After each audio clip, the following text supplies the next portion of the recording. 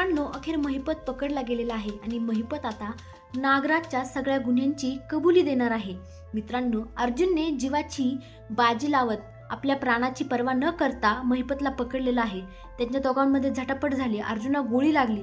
बिचारा एवढा जखमी असताना सुद्धा त्याने शेवटच्या श्वासापर्यंत लढत राहिला आणि शेवटी महिपतला पोलिसांच्या ताब्यात दिले. आता इथं रविराज सुद्धा महिपतला बोलत आहे की तुला आता मी कोर्टात बघतो, तुझा चेहरा मला बघायचा नाहीये, तू खूप नीच आणि नालायक माणूस आहे, जा याला घेऊन. आणि पोलीस आता महिपतला अखेर घेऊन गेलेले आहे.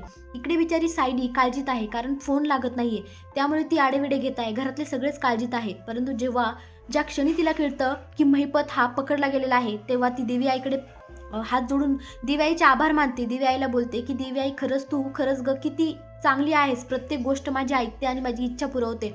आणि तिच्या नवऱ्याचं सुद्धा देवी आईने रक्षण केलेलं आहे. अर्जुन हा गोळी लागलेली आहे, परंतु सुखरूपरित्या घरी आलेला आहे. मात्र आता सगळ्यांचा छडा या लावायचा आहे या तिघांना. आता रविराज, अर्जुन आणि सायली बोलत आहे.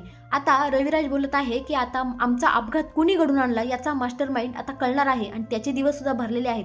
आता या महिपत सारखाच त्याला सुद्धा जेलमध्ये नाही सडवला तर नाव लावणार नाही रविराज म्हणून. आता इकडे अर्जुन महिपतची चांगलीच खरडपट्टी घेत आहे. त्याला विचारत आहे की महिपत, आता काहीही झालं तरी तुझी सुटका नाहीये आणि आता तुला सांगूनच टाकावं लागेल की तुला अपघात कर अशी सुपारी देणारा व्यक्ती कोण होता. त्यामुळे आता तू आडेवेडे न घेता सांगून टाक, नाही तर तुझं काहीच खरं नाही, तुला सांगावंच लागेल. आता महिपत शांत बसला तो, परंतु महिपत आता सगळ्या गुन्ह्यांची कबुली देणार आहे.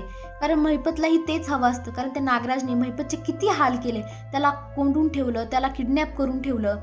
त्यामुळे आता महिपतलाही सांगावंच लागेल की या सगळ्या मागचा मास्टर माइंड दुसरा तिसरा कोणी नसून तुमच्याच घरातला नाग आहे, तुमच्याच घरातला नागराज आहे. त्यामुळे आता महिपत नागराजच्या गुन्ह्यांची कबुली देणार की नाही, तुम्हाला काय वाटतं कमेंटमध्ये नक्कीच सांगा. धन्यवाद.